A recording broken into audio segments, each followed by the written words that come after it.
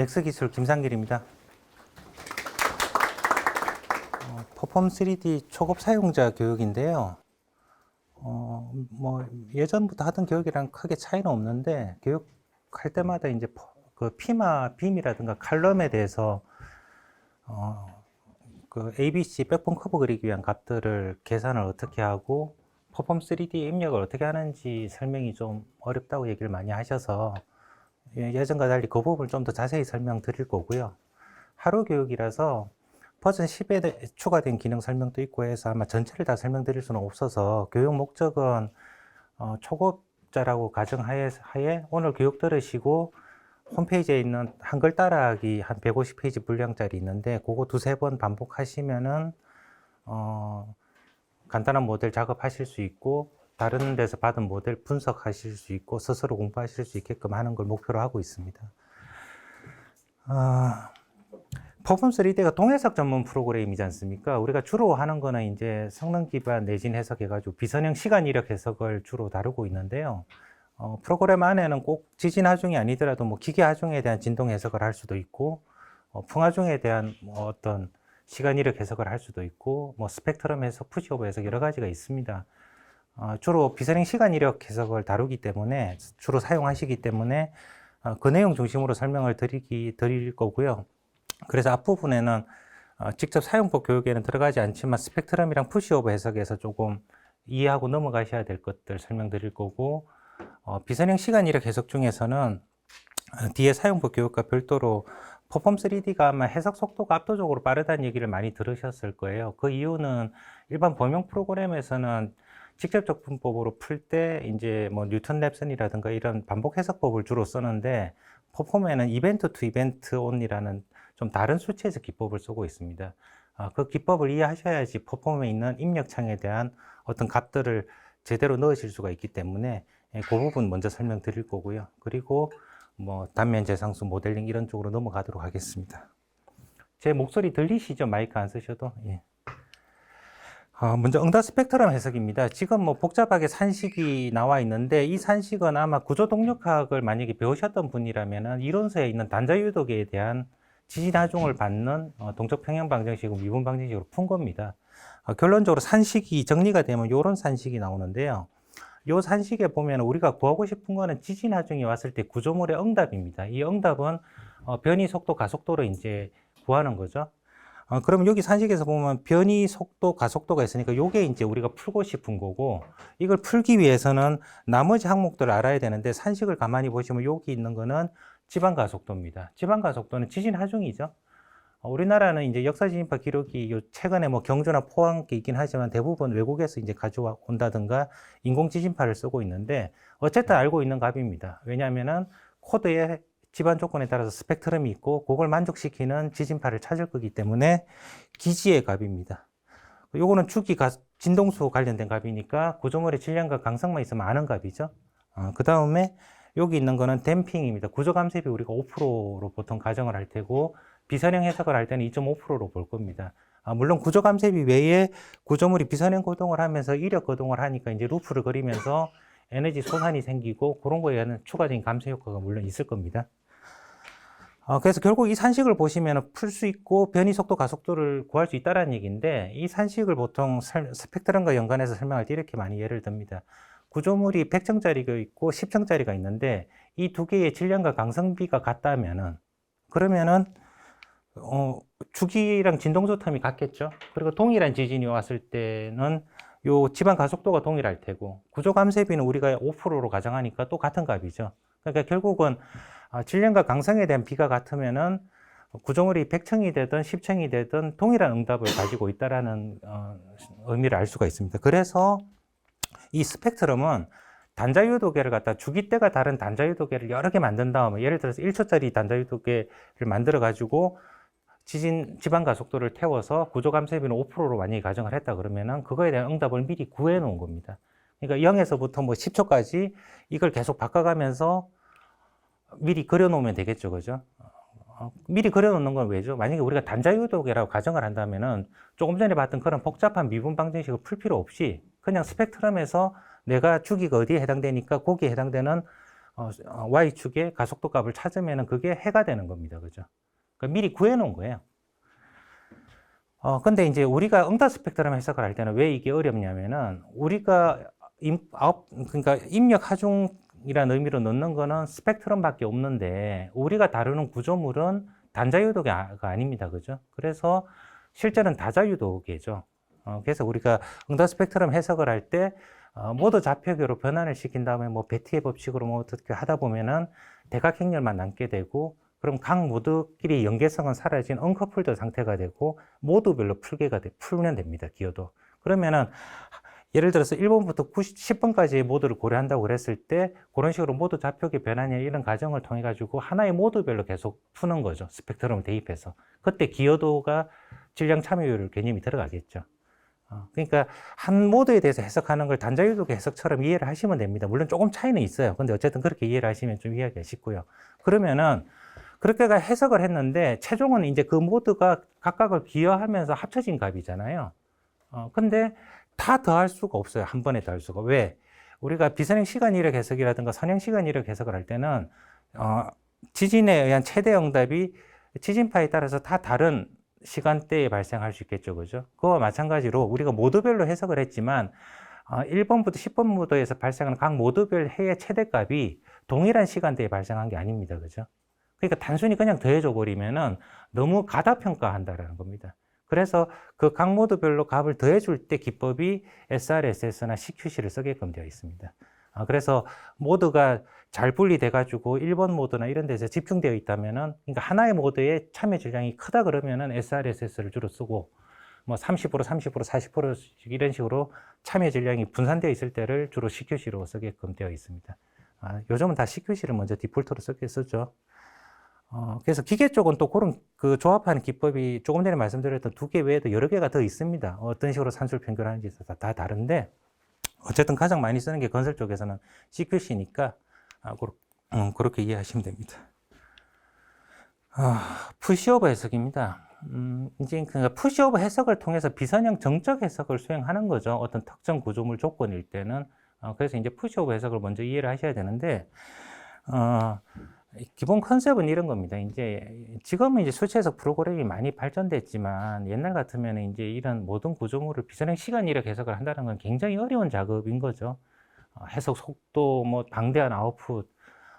최근에는 컴퓨터가 좋아졌다 그래도 여전히 방대한 양의 아웃풋과 그런 시간이 부담스러운 상황이니까 어떻게 하든지 좀 더 간단한 방법으로 구조물에 지진이 왔을 때 어떤 상태인지를 파악하고 싶기 위해서 계속 해석법을 좀 단순화시키는 거죠. 그래서 뭐 스펙트럼 해석도 하는 거고, 그걸 더 단순화시켜서 그냥 정적 하중으로 치환해서 이렇게 하기도 하는 거죠. 자, 그러면 이제 기본 컨셉은 그렇습니다. 지진 하중은 뭐냐? 우리가 스펙트럼이라고 조금 전에 설명드렸던 이제 그걸 그냥 보는 거예요. 지진의 크기에 따라서 그 스펙트럼이 계속 바뀔 거 아닙니까? 그죠? 그게 이제 작용, 디맨드라고 보는 거고, 내가 지진 하중이 어떤 게 올지는 모르지만, 보유 역량은 결정나 있는 거죠. 구조물이 놓이면은. 그러니까 뭐 균열이라든가 여러 가지 변수들이 있긴 하지만 어쨌든 뭔가 과정을 통해서 정리하고 나면은 내가 얼마나 보유하고 있는지는 알고 있는 거예요. 그 방법을 구조물을 갖다가 모델링 해가지고 어떤 방향으로 하중을 줬을 때 그걸 계속 점진시키면은 구조물이 처음에는 선형 상태였다가 비선형 고동을 하게 되고 더 커지면은 뚝 파단을 한다든가 어쨌든 파괴에 이르게 될 거 아닙니까? 그죠? 밑에 뭐 또 잔류 강도를 가지고 있을 테고 어쨌든 그런 거동을 하는데, 그럼 구조물의 보유 내력은 지진과 관계없이 구할 수 있고 지진 하중은 스펙트럼이라고 생각을 해가지고 그 두 가지를 조합해서 좀 간단하게 판단을 해보겠다, 이런 컨셉인 겁니다. 그런데 문제가 되는 게 뭐죠? 이 문제는 이제 프로그램 옵션과 관련이 되어 있는데, 이제 여러분들이 이해하실 게, 그러면 이제 하중에 따라서 구조물이 어쨌든 내력 곡선이 바뀔 테니까 내력 곡선을 구할 때 최대한 지진 하중과 유사하게 밀어줘야 될 거 아닙니까?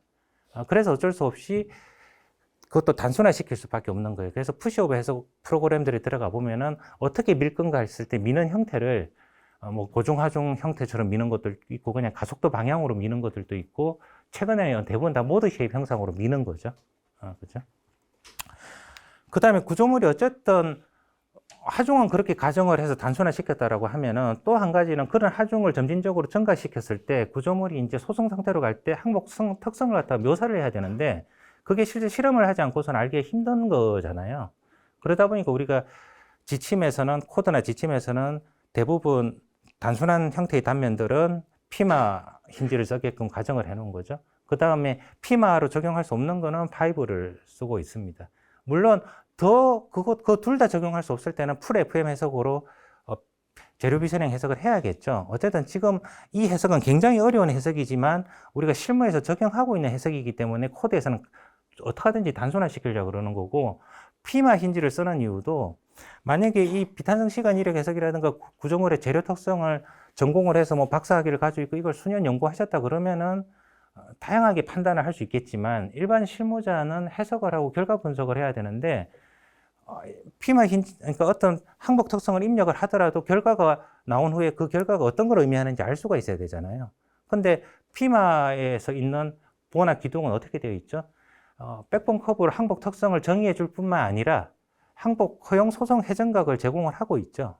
그래서 그 값이 어느 범위에 있느냐에 따라서 내가 이 구조물이 항복 상태, 그러니까 IO인지 CP인지 LS인지를 판단할 수 있잖아요. 이제 그래서 피마를 쓰는 거죠. 그래서 하중 변이 곡선은 내력에 해당되는 거고, 응더 스펙트럼은 이제 지진 하중에 관련된 건데, 이제 지금까지 설명드렸지만 문제가 있습니다. 응더 스펙트럼은 제가 조금 전에 설명드린 것처럼 단자유도계죠. 그 다음에 이 하중 변이 구조물의 내력 곡선은 다자유도계입니다. 그죠? 실구조물을 가지고 밀어서 구했으니까. 두 번째는 뭐가 문제죠? 얘는 비선형 거동을 했습니다. 근데 얘는 선형 스펙트럼이에요. 그죠? 그 다음에 XY 축이 달라요. 두 개가. 또 뭐가 있죠? 선형이니까 얘는 구조감쇄비가 5%짜리고 5%를 가정을 했으면, 얘는 비선형 거동을 했으니까 구조감쇄비에다가 이력 거동을 하면서 에너지 소산에 따라서 실제 댐핑 효과가 추가로 더 있는 거죠. 그런 부분들을 푸시오버 해석할 때 옵션으로 녹아낸 겁니다. 자, 그래서 이 두 곡선을 만나는 걸 구할 때 XY축을 맞추기 위해서 가속도 스펙트럼과 변이 스펙트럼 할 때 요거는 간단하게 F나 MA에서 실제로 그냥 SA 값을 간단하게 계산할 수가 있고, 요 알파가 단자유도계라 그랬으니까 하나는 다자유도계고 하나는 단자유도계니까 어쨌든 뭘 맞춰야 되잖아요. 단자유도계를 다자유도계로 맞출 수는 없죠. 그러니까 어쩔 수 없이 단자유도계 중에서 참여 질량이 가장 높은 거에 대한 기여도 팩터가 들어가는 겁니다. 그 다음에 하중 변이 곡선도 구조 동력학이 있는 산식으로 간단하게 이렇게 변형을 시킬 수가 있습니다. 그래서 두 개가 만나는 점을 성능점이라 그러는 거고, 우리가 수치 해석 프로그램에서 옵션 적용하면 유효감쇄라는 얘기가 나옵니다. 이거는 무슨 얘기냐? 조금 전에 말씀드린 것처럼 5% 스펙트럼과 비선형 고동으로 하는 하중 변이 곡선은 다르기 때문에 감쇄를 맞추기 위해서 유효감쇄를 반복 해석을 통해서 구하는 거고요. 그 다음에 성능점을 계산할 때 뭐 A 방법, B 방법인가 이런 식으로 막 나눠져 있어요. 그죠? 그 프로그램 쓰시다 보면은 이제 그런 방법들 중에서 말씀드린 것처럼 유효감쇄를 통해서 구조감쇄비가 5%가 아니라 다른 값이라는 걸 알았어요. 그죠? 그러면은 스펙트럼도 5%짜리였으니까 그 실제로 구한 감쇄에 맞춰서 내려야 될 거 아닙니까? 그죠?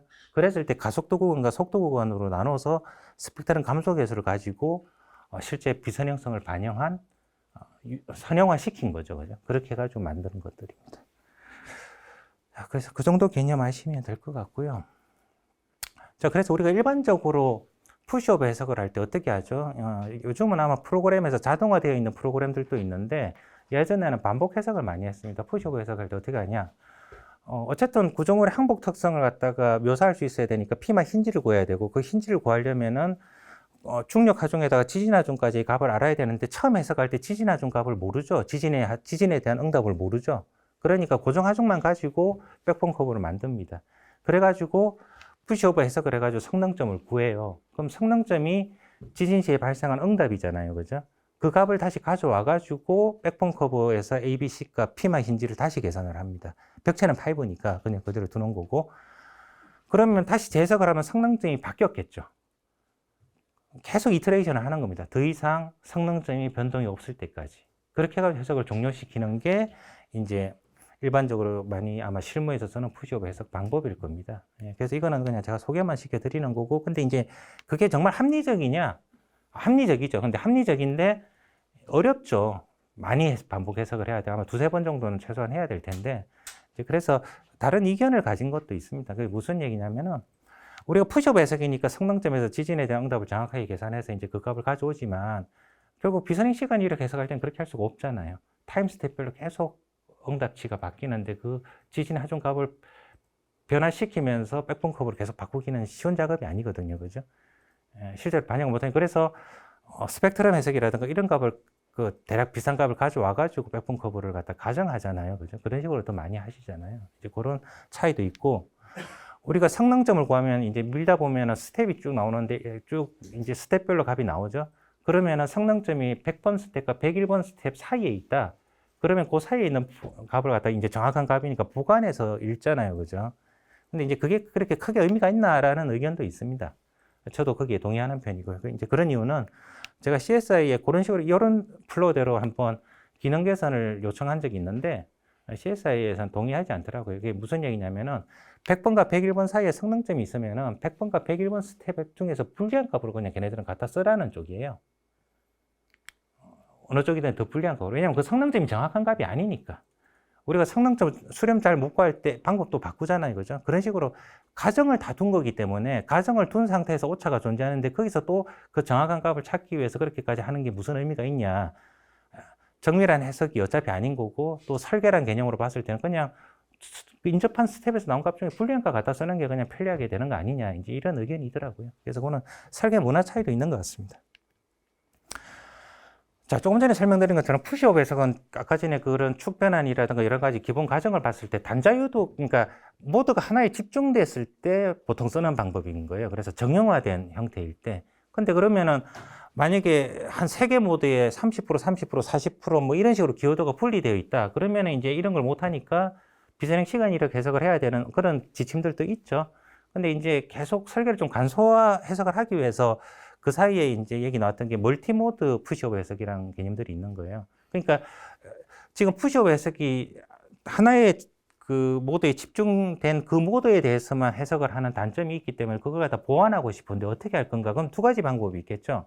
조금 전에 3개의 모드에 참여 전량이 골고루 분산이 돼 있다 그러면은 각각에 대해서 한 다음에 나온 아웃풋을 어떤 방식으로 조합해가지고 아까 전에 뭐 응답 스펙트럼처럼 CQC라든가 어쨌든 어떤 수치 해석으로 보완을 해서 합산을 하는 방법이 하나가 있을 거고, 두 번째는 그게 이제 엔지니어는 그게 귀찮죠. 모델 3개 만들어서 따로따로 하는 게. 또는 그 방법 외에 하중을 밀 때 하중의 패턴을 아까 전에 모드로 민다 그랬는데 모드 기여도가 높은 모드 3개를 갖다가 형상을 조합해가지고 그걸로 밀고 아웃풋을 그냥 갖다 쓰겠다. 이 두 가지 방법이 있는 거예요.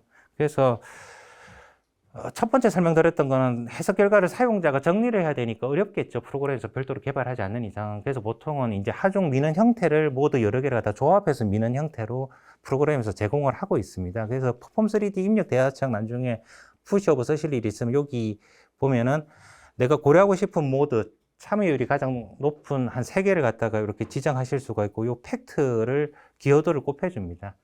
그랬을 때 요 기여도에 주의하실 게 이 기여도 값이 뭐냐면은 요 가이드 안내 그림이 있습니다. 그러니까 스펙트럼에서 우리가 설계 기준에 따라서 스펙트럼을 만들어서 그 스펙트럼에서 각 내가 고려하고 싶은 모드에 해당되는 가속도 응답 값이 있을 거 아닙니까? 그 값을 3개 적는데 응답 스펙트럼에서 최대 값을 1로 노멀라이제이션 한 거예요. 그래서 그렇게 작업하셔서 넣으시면 됩니다. 이 탭스는 그 개념이 아니에요. 여기 이 값이 아니라 다른 값을 입력하셔야 됩니다. 프로그램 차이가 있어서. 어쨌든 그것만 주의하시면 될 것 같고요.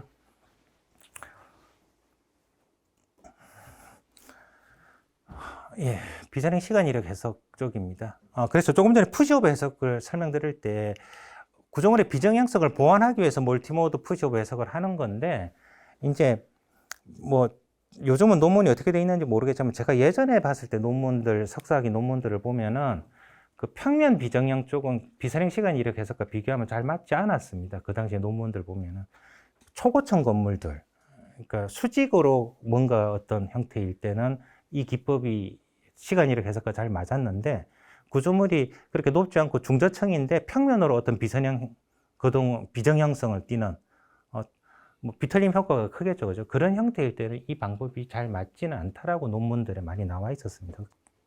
이건 참고하시고요.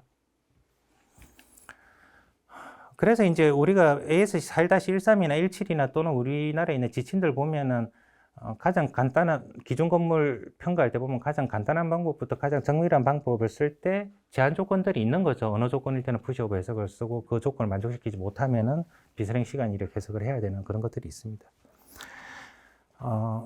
건축 구조에서 지금 해석하고 있는 비선행 시간 이력 해석, 성능 기반 내진 해석은 제가 봤을 때는 지진 해석 중에서 가장 난이도가 높은 것 같습니다. 그러니까 구조물의 비선형성까지 고려해서 거기다가 이제 피델타도 고려하니까 기하 비선형까지 고려를 하는 거죠.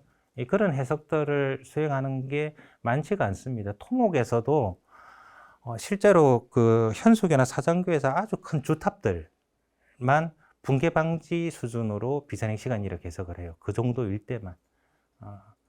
그리고 원자력에서도 비선행 시간 이력 해석을 하지 않고 탄성 범위에서 합니다.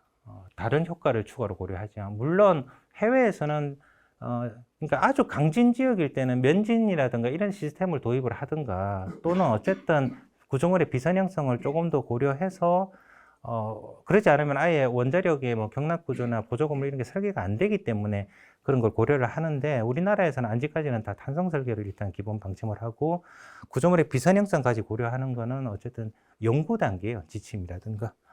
근데 이제 그런 구조물의 재료 기하 비선형을 고려해서 지진 해석을 할 때 추가적으로 고려하는 게 이제 집안과 구조물의 상호작용 해석인데 예전에 건축 쪽에서는 이게 코드에 있는 집안 종류에 따른 분류 말고는 고려하지 않았었어요. 근데 이제 지금은 설계 지진파를 계산할 때 단순히 다이렉트 스케일링을 하는 것도 있고 스펙트럴 매칭을 하는 방법도 있고 또는 구조물에 놓이는 부지의 자유장 해석을 해서 그 결과를 가져오는 게 있잖아요. 그죠?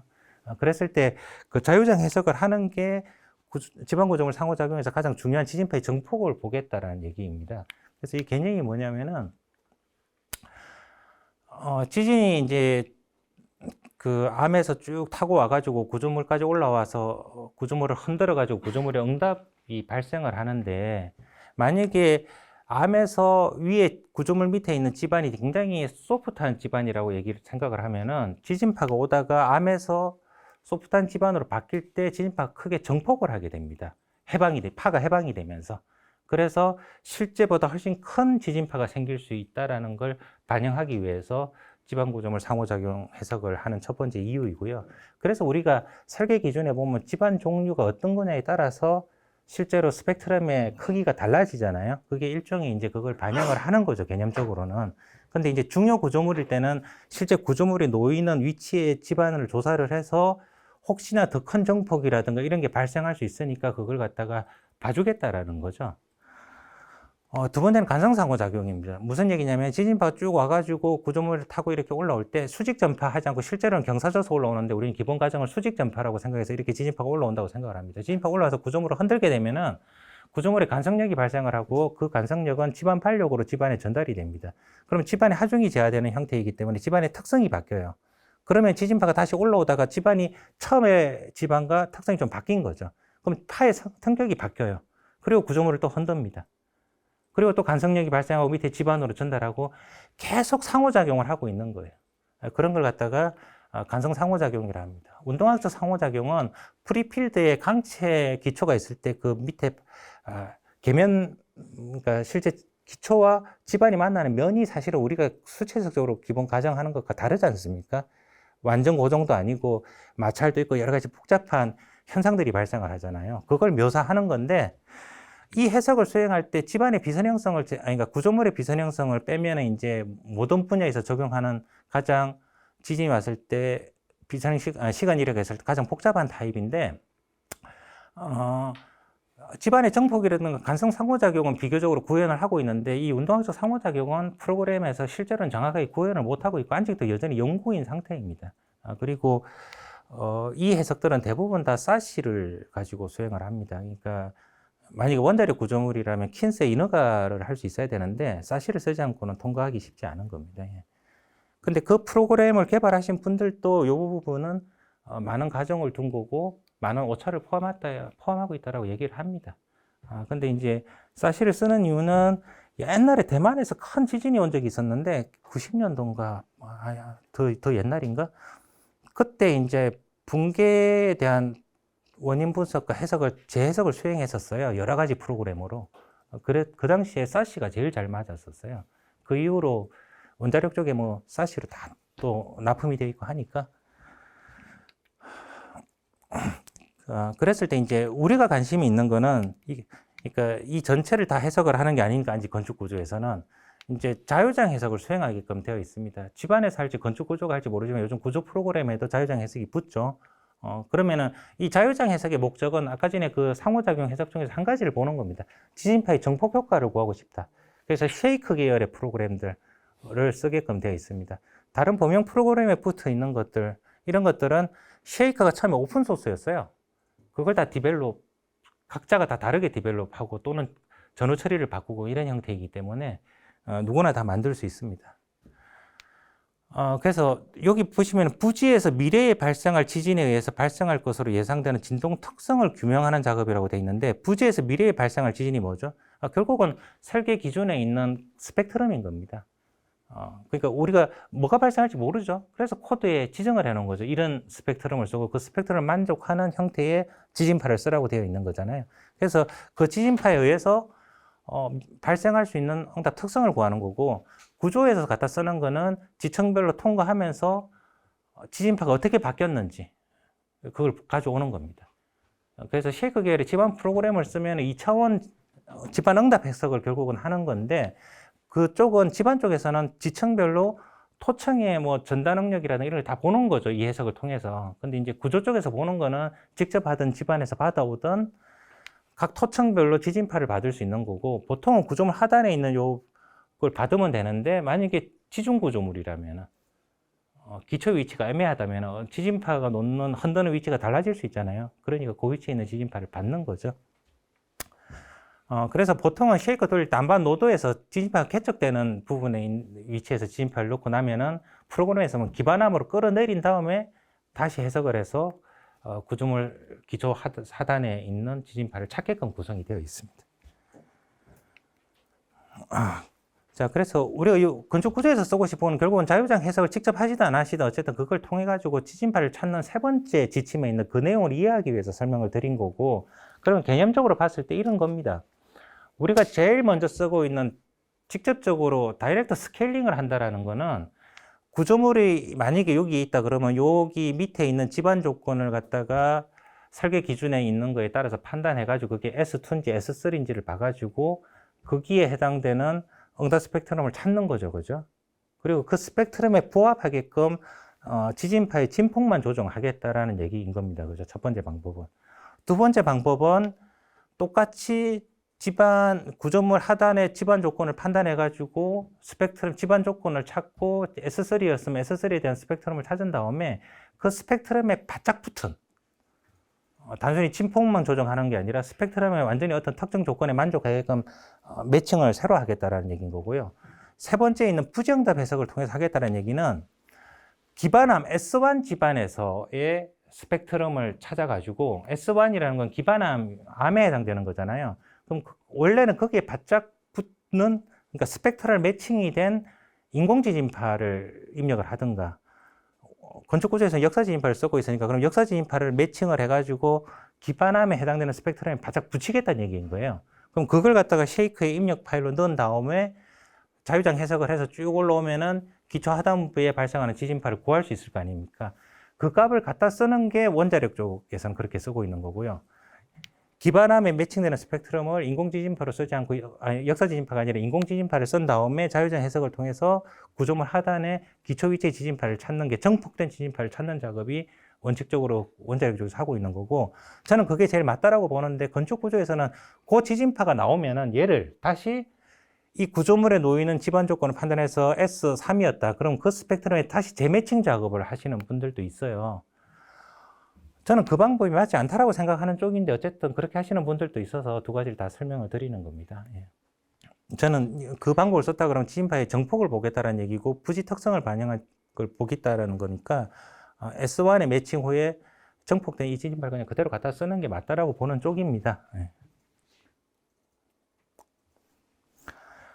자, 마지막 항목입니다. 비선행 시간 이력 해석할 때 이제 수치 해석 방법을 뭘 쓸 거냐인데, 이탭스 같으면은 이런 뉴턴 랩슨 같은 반복 해석법, 이터레이티브 온리라는 방법뿐만 아니라 퍼폼에서 쓰고 있는 이벤트 투 이벤트까지 다 같이 적용을 하고 있고요. 퍼폼은 그냥 옛날부터 이벤트 투 이벤트만 쓰고 있습니다. 개념적으로 어떤 차이가 있냐? 우리가 많이 보셨겠지만 하중 변이에서 이 곡선을 갖다가 이거젝트 솔루션이라고 생각을 했을 때 반복 해석법에서 일정 강성법은 첫 번째는 탄성 강성을 가지고 해석을 한 다음에 여기가 1번 자리에 값이 나왔다. 그러면 이 차이가 불평역입니다. 그럼 이걸 해소할 때까지 반복 해석을 해야 되는데, 그럼 내려서 두 번째 반복 해석을 할 때도 기울기를 바꾸지 않고 그 강성을 써서 이렇게 반복 해석을 하는 거예요.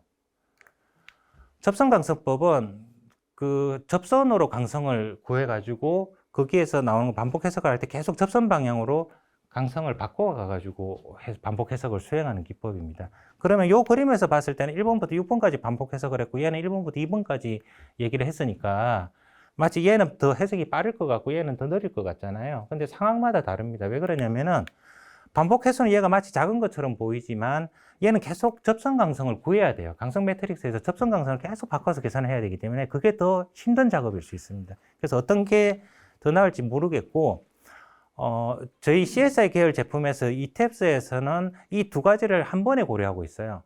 해석 옵션에 보면은 일정 강성법으로 반복 횟수를 몇 번 디폴트로 정의를 해놓고 접선 강성으로 디폴트를 몇 개를 잡아놔요. 그래서 예를 들어서 얘로 먼저 반복 해석을 했다가 수렴이 잘 안 되면은 접선 강성으로 넘어가 가지고 반복 해석을 하는 식으로 프로그램이 구성이 되어 있습니다. 근데 이벤트 투 이벤트 온리는 뭐냐면은 이벤트란 말을 자주 쓰게 되는데 여러 가지 의미가 있지만 그냥 이런 저희가 다루는 구조 동해석에서는 그냥 이벤트가 부재가 항복했다, 소선거동을 했다, 뭐 이렇게 그냥 단순하게 이해를 하시는 게 좋을 것 같아요. 그래서 여기 보면 심플하게 봤을 때 이렇게 한번 이벤트가 발생해서 꺾여가지고 여기가 정해였다.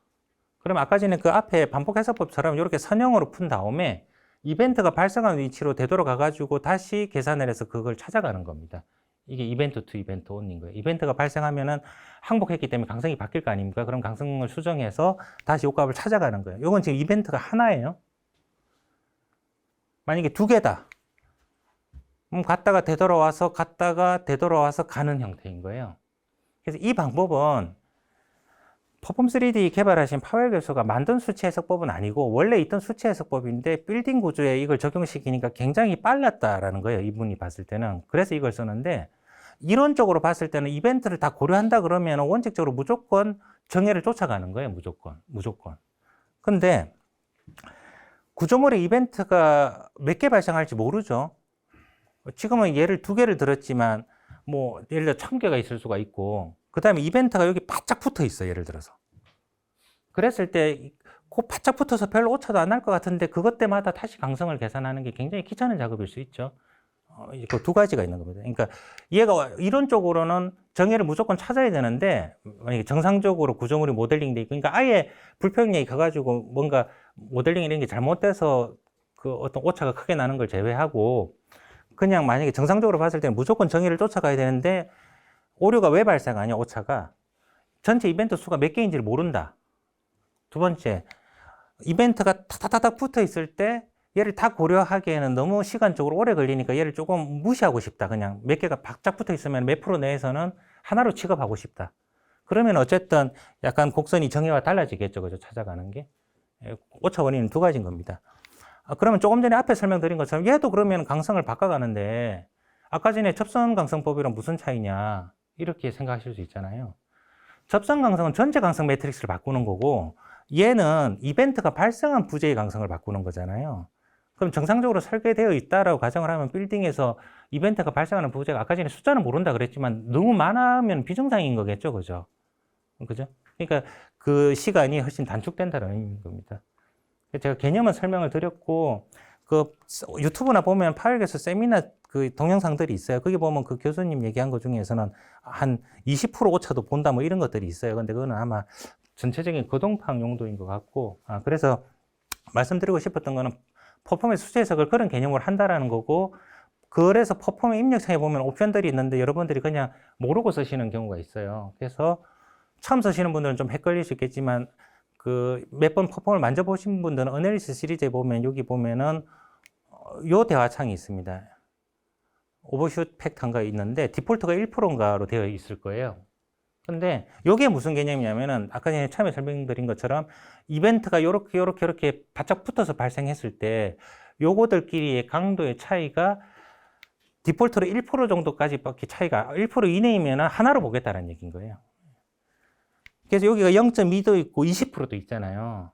만약에 20%로 쓰면 어떻게 되겠어요? 요 붙어 있는 게 20% 정도까지 차이 나는 거는 무시하고 가겠다는 얘기죠, 하나로. 그러면 해석 속도는 굉장히 빠르지만 오차는 굉장히 늘어나겠죠. 그래서 요걸 그냥 바꿔 쓰시는 분들이 있어요, 간혹. 예. 그 디폴트로 쓰고 쓰는 게 낫겠죠. 어쨌든 그런 개념입니다. 자, 하나는 대화창이 뒤에 설명드리면 되는데 두 번째 오차 원인이 뭐라고 그랬죠? 이벤트가 몇 개 발생할지를 모른다라고 말씀을 드렸죠. 이 수치 해석 기법은 퍼폼뿐만 아니라 새로 들어간 이탭스나 세비천에도 맥시멈 이벤트 수를 적는 항목이 있어요. 그 맥시멈 이벤트의 수라는 게 뭐냐? 내가 1000개를 발생한다고 적어놨는데 만약에 해석을 했는데 1100개가 발생했어. 그럼 1000번 이상부터는 그 작업을 안 한다는 거예요. 조금 전에 그 이벤트 위치를 찾아가는 걸.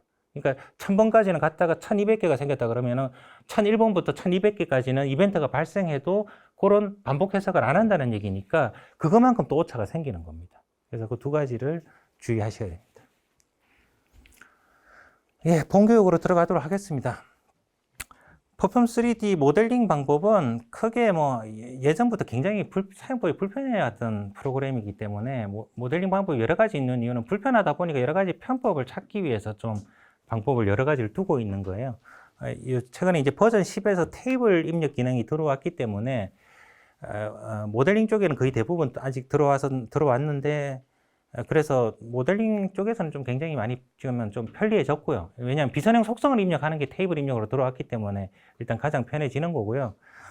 출시 때문에 이제 그까지 넣었는데 작업이 이 탭스나 지금 세비천 보면은 거의 100% 다 입력을 하실 수 있어요, 테이블로.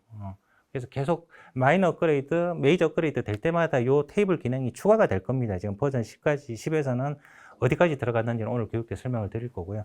그래서 모델링 방법은 크게 뭐냐면은 그냥 우리가 일반적으로 범용 프로그램에서 프리프로세서 가지고 모델링하는 방법이 첫 번째가 있을 테고 버전 10에서 테이블 입력 기능이 들어가기 전에는 텍스트 인풋을 만들어서 임포트하는 기능이 있었어요. 근데 그때는 절점이라든가 부재 연결 정보라든가 매스라든가 노달 로드까지를 가져올 수가 있었어요.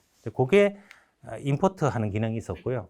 지금 버전 10에서는 이제 테이블 에디팅을 이용해서 테이블 내가 작업한 걸 갖다가 엑셀로 내보낸 다음에 엑셀에서 추가 작업해서 가져올 수도 있고 처음부터 그냥 내가 엑셀에다가 입력 데이터를 만들어 놓고 걔를 그냥 테이블에다가 갖다 붙여가면서 그냥 작업을 하실 수도 있고 이런 방식입니다. 그 다음에 이제 서드 파티 제품은 저희가 이제 제공하는 제품인데 여기는 예전에 처음에 출시를 했을 때는 이 테이블 기능이 있기 전이라서 기존 기능에서 비선형 속성이라든가 여러 가지 단면 재상수를 빨리 만들려 그러면은 바이너리 파일을 이용하는 방법밖에 없었어요. 퍼폼에서 바이너리 파일을 임포트할 수 있었기 때문에. 근데 이 바이너리 파일은 그 입력 규칙이 안 나와 있어서 일반인들은 쓸 수가 없는 거예요.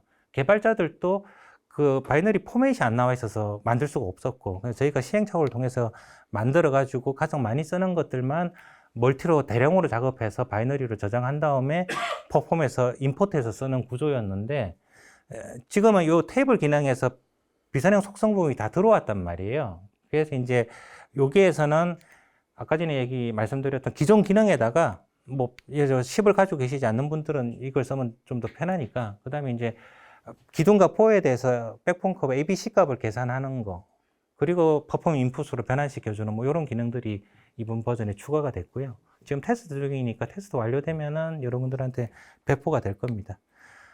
그 다음에 이제 예전에 또 일부 회사에서 써왔던 방식이 세비2000이나 이탭스에서 모델링을 한 다음에 또는 젠에서 이탭스나 세비2000으로 바꾼 다음에 이 프로그램에서 엑스포트를 시키면은 퍼폼 데이터가 만들어져요. 100%는 아니지만 만들어지고 지금은 이탭스에 가장 많은 기능들을 보유하고 있습니다. 내보내는 기능 중에서. 그래서 둘 다 가지고 계신, 저희 제품 둘 다 가지고 계시는 분들은 이탭스를 활용하는 방법도 나쁘지는 않습니다.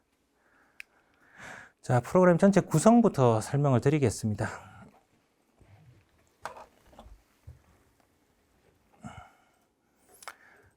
PPT에 보면은 지금 전체 구성의 메뉴를 두 페이지로 설명해 놨는데 이걸 보시면 되고 제가 프로그램 띄워서 간략하게 설명을 드리겠습니다. 자, 퍼폼 실행을 하시면 여기 마우스를 갖다 대 보시면 모델링 페이지랑 어널리시스 페이지라고 되어 있습니다. 그래서 내가 모델링 작업할 때는 이쪽을 클릭하신 다음에 여기 나오는 메뉴들을 순차적으로 작업을 하시면 되는 거예요. 대부분 이 순서대로 쭉 작업을 하시면 되고 이 아이콘이 익숙해지시면 내가 필요할 때 그냥 들어가면 되는 겁니다. 예를 들어서 모델링 페이지에 들어가서 여기를 누르시면은 구조물 일반 정보, 그냥 파일 이름이라든가 단위계를 지정하는 건데 이 단위계가 한번 지정되면 바뀌지 않기 때문에 그걸 주의해야 되는 부분들이 있고요. 뒤에 설명드리겠습니다. 옆에 탭을 보면은 노드가 그려져 있죠. 그래서 여기 노드 탭입니다. 노드 탭에 들어가면은 여기 4가지 기능이 있는데 절점을 생성하고 생성된 절점에 지지 조건을 부여하는 거, 그리고 노달 매스를 입력하는 항목, 그 다음에 평면 다이아프램을 만들 때 퍼폼에서는 평면의 그 절점을 선택한 다음에 컨스트레인 조건을 주게끔 되어 있습니다. 그래서 이 4가지 탭으로 구성이 되어 있고요. 그 다음에 옆에 보시면은 컴포넌트 프로퍼티라고 되어 있습니다. 백본 커브처럼 아이콘이 그려져 있죠. 그래서 퍼폼에서 모델링하는 모든 단면 재상수들은 여기 들어가서 컴포넌트 프로퍼티 들어가서 요 6개 탭을 이용해서 작업을 하는 겁니다. 오늘 첫 교육은 여기부터 먼저 시작을 할 겁니다. 전체 메뉴 설명드린 다음에. 그 다음 옆에 아이콘 보시면은 부재가 그려져 있죠. 그래서 여기는 엘리먼트라서 부재를 생성시키고 그 부재에 조금 전에 컴파운드 프로퍼티에서 만든 단면 재상수를 할당하고 그 다음에 로컬 엑시스를 지정하고 요런 것들. 그 다음에 이제 부재가 기둥인지 빔인지 빔인지 뭐 전단벽인지 게이지인지 뭐 댐퍼인지 이런 것들을 미리 부재를 그릴 때 그룹을 지정하고 그리게끔 되어 있습니다. 그리고 빔이란 타입을 지정하더라도 빔 안에 이제 여러 개의 내가 그룹을 만드는 거예요. 무슨 얘기냐면 빔도 일반 보가 있을 수도 있고 전위 보가 있을 수도 있고 그 다음에 뭐 인방부도 있을 수가 있고 여러 개가 있지 않습니까? 그걸 뭐 특성에 따라서 이제 여러 가지 이름을 만들어서 할당을 따로 할 수 있는 겁니다. 자, 옆에 있는 거는 add or delete 프레임이라고 되어 있는데 이 프레임은 그냥 용어를 우리가 알고 있는 프레임 요소라 생각하실 필요 없이 그냥 그룹이라 생각하시면 됩니다. 여기서는 add or delete라고 되어 있는데 내가 특정 부재라든가 절점을 선택한 다음에 이름을 만들어서 지정을 하면은 그 부분만 활성화라든가 비활성화를 시킬 수 있는 거예요. 그래서 얘는 필요할 때마다 모델링 순서가 제일 요 프로퍼티보다 앞에 있을 수도 있겠죠. 절점을 만들어 놓고 내가 어떤 거는 매스를 입력하기 위한 매스에 해당되는 절점이라고 그룹핑을 해 놓으면은 나중에 걔만 활성화시켜서 뭔가 재활을 시킬 때 편리할 거 아닙니까? 예, 그런 식으로 작업 순서가 얘를 따라 달라질 수가 있고요. 그래서 예를 들어서 지금 여기서 만약에 그룹으로 여러 가지를 만들어 놨다라고 하면은 프로그램에서 보시면은 여기에 전체 구조물 외에 요 밑에 있는 것들은 제가 조금 전에 그 기능을 이용해서 만들어 놓은 거예요. 그룹핑을 해 놓은 거예요. 그래서 처음에 만들기 전에 얘 하나만 있는 겁니다. 근데 이제 이런 걸 만들어 놓으면은 그룹핑 된 것만 활성화된 그림으로 나오고 나머지 히든 처리가 되어 있죠. 그리고 옆에 요걸 눌리시면은 히든 처리된 부분도 사라진다든가 뭐 이런 식으로 어쨌든 활용을 해서 필요한 부분만 도시를 해서 모델링을 한다든가 결과를 분석하는 데 사용하는 겁니다. 자, 그 다음에 여기 보면은 하중 그림이 그려져 있죠. 그래서 얘는 로드 패턴인 거예요. 로드 케이스라는 개념이 다르고 내가 그냥 여러 가지 뭐 자중이라든가 또는 수직 등분파 하중이라든가 이런 것들을 만들어 놓는 거예요. 그래서 걔를 나중에 로드 케이스에서 자중이라는, 그러니까 고정 하중이라는 로드 케이스를 만들었다. 그러고 난 다음에 내가 로드 패턴에서 만드는 하중이 자중도 있을 수가 있고 부가 하중도 있을 수가 있고 여러 개가 있잖아요. 그 다음에 부가 하중이면 그게 팩트가 곱해질 거 아닙니까? 그런 것들을 가지고 와서 로드 케이스를 완성하는 거예요. 그래서 주로 중력 하중이라든가 수평 하중 이런 것들을 묘사할 때 쓴다라고 생각하시면 되고요. 옆에 보면은 임포트, 엑스포트, 스트럭처 데이터가 있습니다. 요거는 조금 전에 설명드렸던 것처럼 테이블 인풋 기능이 생기기 전에 텍스트 인풋을 임포트하는 기능이라든가 엑스포트하는 기능이 있다고 말씀을 드렸잖아요. 그래서 여기 들어가면은 잠시만요. 임포트, 엑스포트가 있는데 임포트에 보시면은 기능이 제한적이라고 말씀드렸잖아요. 노드라든가 엘리먼트라든가 노달 노드라든가 매스 이런 것들만 텍스트 인풋으로 불러올 수 있다라고 말씀을 드렸습니다. 현재도 여기서 제가 주로 쓰는 거는 테이블 지금 새로 버전 10에 생긴 게 모델링에 거의 뭐 비선형 속성에 다 들어가서 편리하다고 말씀을 드렸는데 노달 매스랑 노달 로드 이런 것들이 아직 안 들어왔어요. 출시를 하다가 뭐 개발이 어려워서 그런 게 아니라 뭐 출시할 때 좀 미뤄지면서 된 거라서 지금은 그 노달 매스라든가 노달 로드 이런 것들은 텍스트 인풋으로 만들어서 불러오는 게 더 편한 상황인 겁니다. 직접 전처리해서 쓰는 것보다. 근데 조만간 마이너 버전에서 들어올 거라서요. 결국은 다 테이블 인풋 기능을 쓰시게끔 될 겁니다. 그 다음에 이제 옆에 보시면은 드리프트 그림처럼 그려져 있죠. 무슨 얘기냐면은 우리가 지금 여기 드리프트가 그려져 있는데 우리가 일반 범용 프로그램을 쓰면은 내가 보고 싶은 드리프트 값이 최상층이다. 그럼 그냥 자동으로 어떤 위치에서 아웃풋이 나오잖아요. 근데 만약에 구조물이 비정형이다. 그러면 프로그램에서 자동으로 찾은 그 위치의 드리프트 값이 최대가 아닐 수도 있잖아요. 그러면 사용자가 어디서 어디 값을 보겠다라고 구해야 되지 않습니까? 그런 개념이 범용적인 개념일 텐데 퍼포먼스는 내가 보고 싶은 드리프트가 만약에 최하단에서 지붕까지면은 두 개의 절점을 찍어가지고 보고 싶은 드리프트를 입력을 해놔야 돼요. 또는 층별로 보고 싶다 그러면 1층에서 1층, 2층, 3층, 4층 각각 드리프트, 내가 찾고 싶은 드리프트 위치를 두 절점을 찍어서 만들어 놓는 겁니다. 그래서 그 항목을 입력하는 거고 최소 한 개는 만들어 두셔야 돼요. 왜 그러냐면 나중에 해석할 때 이걸 갖다 써서 해석을 중단할까 말 건지를 쓰는 옵션이 있기 때문에 내가 그 기능을 쓰지 않더라도 무조건 한 개는 만들어 놓으셔야지 해석이 진행될 수가 있습니다. 자, 그 다음에 옆에 보시면은 스트럭처 섹션이 있는데요. 이게 이제 또 굉장히 귀찮은 작업입니다. 이 스트럭처 섹션은 뭐냐면은 우리가 해석을 돌리고 나면 개별 부재의 부재력은 아웃풋으로 나오겠죠. 근데 만약에 청전단력이다. 그러면은 1층에 있는 수직 부재 전단벽과 기둥을 다 더해가지고 뭔가의 값을 찾아야 되잖아요. 그렇겠죠. 그죠? 범용 프로그램들은 이제 이걸 다 디폴트로 아웃풋을 이 탭스도 다 내줄 텐데, 퍼포먼스 좀 불편하다 말씀드렸죠. 그래서 이 부분들을 미리 스트럭처 섹션에 정의를 해놔야 돼요. 그러면 사실은 청전단력이나 이런 걸 보기 위해서라면은, 그리고 일종의 합력을 구하는 개념이니까 글로벌 좌표의 기준이라서 나중에 어떤 벽체가 경사지다든가 이러면은 로컬의 영향이 있다 그러면 환상 같은 작업을 하셔야 됩니다. 근데 어쨌든 그렇게 따지면 몇 개 만들 게 없는데 우리나라에서는 전단 벽식 구조다 보니까 여러분들이 잘 아는 용어로 재능 기준으로 하면 월마크 또는 이탭스 같으면 피어 레이브별로 그리고 각 스토리별로 다 잘라내가지고 전단벽에 대한 전단력을 찾잖아요. 그리고 그걸 전단 강도랑 비교해가지고 신축 건물에서 이제 전단에 대한 평가를 하는데, 그럼 스트럭처 섹션에서 그걸 다 만들어야 된단 말이에요. 이제 그게 굉장히 귀찮은 작업입니다, 여러분들한테. 그래서 아직까지 대안이 없는 상태고, 이탭스에는 제가 그 CSI에 제안을 해서 피어 레이블, 그러니까 월마크를 지정해 놓으면은, 그러니까 디폴트로 원래 이탭스에서 퍼폼으로 내보낼 때 스토리 청전단력 스토리별로 결과를 보는 것들은 지가 이 스트럭처 섹션으로 만들어줘요, 디폴트로. 근데 이제 걔네들은 전단벽식 구조가 많지 않으니까. 그래서 저희가 요청해서 피어 레이블, 그러니까 월마크 같은 것들이 지정되어 있으면은 스토리별로 피어 레이블별로 다 잘라내가지고 그걸 스트럭처 섹션으로 이탭스에서 넘어올 때 그룹핑이 되어 있습니다. 그래서 그렇게 편리하게 쓸 수 있는 거고요. 퍼폼 버전 10에도 국내 사용자 기준으로 보면은 비선형 속성을 입력하는 부분과 스트럭처 섹션 지정하는 게 제일 귀찮은 작업 중에 하나예요. 메인으로 보면은. 그래서 요걸 제일 우선순위로 요청을 해뒀어요.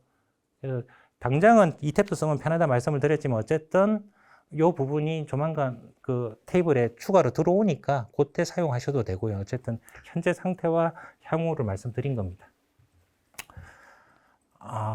그리고 어널리시스 페이지 쪽에 들어가면은 여기 마우스를 갖다 대보면 이제 나오면 이제 로드 케이스를 지정을 하고 여기 보면 이제 셋업 로드 케이스가 있고 여기 처음 작업하실 때 좀 헷갈리는데 오늘 나중에 오후에 자세히 가르쳐 드리겠습니다. 옆에 보면은 런 어널리시스가 있고 런 어널리시스 파라렐이 있고 그 다음에 이 임포트 리즐트가 있습니다. 기능의 차이는 뭐냐면은 로드 케이스에서 아까 전에 중력 하중이라 그러면은 로드 패턴에서 만든 하중들을 긁고 와가지고 스케일 팩터 몇 개 매겨서 일단 중력 하중 하나 만들죠. 그 다음에 지진 하중은 지진파를 입력한 다음에 XY 방향으로 100, 뭐 간다라고 가정을 하죠. 그 지진파를 7쌍이 됐던 XY 바꿔서 또 7쌍을 추가하든 그 다음에 지진 레벨에 따라서 또 14쌍을 추가해서 28쌍이 되든 어쨌든 지진 하중에 대한 로드 케이스를 만드는 겁니다. 그게 로드 케이스에서 작업을 하는 거고 그 다음에 옆에는 뭐냐 하중의 연속성을 가지고 이제 어널리시스 시리즈를 정의를 하는 거예요. 결국은 중력 하중이 제하된 다음에 그거에 대한 응답을 받은 상태에서 지진 하중이 제하가 돼서 비선형 고동을 추가로 더 하는 거잖아요. 그죠? 그러면 중력 하중에다가 어떤 지진 하중이 들어오는지 어떤 시퀀스를 고려해서 어널리시스 시리즈를 갖다가 구성을 하는 겁니다. 그렇게 해가지고 개별적으로 돌릴 수도 있고 패러렐로 돼 있는 부분은 멀티코어를 8코어까지 프로그램에서 제공하고 있기 때문에 이제 그냥 최종적으로 해석 돌릴 때 내가 어널리시스 시리즈를 여러 개를 만들어 놨다. 그러니까 어널리시스 시리즈를 각 지진파별로 28개를 만들 수도 있고 극단적으로 7쌍, 7쌍, 7쌍, 7쌍 이렇게 4가지 어널리시스 시리즈를 만들 수도 있는 거고 지진 레벨별로 분류해가지고 14개, 14개까지 이렇게 그냥 어널리시스 2개로 만들 수도 있는 겁니다. 그러면 하나의 어널리시스 시리즈의 지진파가 14쌍이 고정하중과 더해져서 뭔가 작용을 하는 거잖아요. 그럼 거기에 개별적으로 또 각각 결과는 확인하실 수 있는 거고요. 그런 식으로 구성이 되어 있고 여기 마지막에 보면 임포트 리절트라고 되어 있는데 이 기능은 이제 8코어까지 멀티코어로 프로그램을 한 PC에서 돌리는데 예를 들어서 구조물이 굉장히 규모가 크고 지진파가 28가지까지 고려했다 그러면 막 일주일 도는 것도 있지 않습니까? 해석이. 그러면 너무 하나에 오래 걸리니까 이 입력 파일을 갖다가 PC별로 4대의 PC에다가 저장을 한 다음에 어널리시스 시리즈를 나눠서 돌리는 거예요. 그러면 결과 파일이 생성되면 그걸 한 PC에서 불러와서 하나에 다 가져온 다음에 이제 최종적으로 결과 정리를 하는 기능입니다. 이 탭스에도 있고 포폼에도 먼저 있었죠. 근데 이거의 단점은 이제 라이센스 수가 회사에 많은 경우에 이제 그렇게 쓸 수 있겠죠. 그까지 해서 해석을 돌리고 나면 나머지는 다 그냥 우리가 비선행 시간 이력 해석했을 때 결과들을 보는 겁니다. 뒤에서 이따가 설명드리겠어요. 요 형상들 보면 이제 모드 쉐입 같이 생겼잖아요.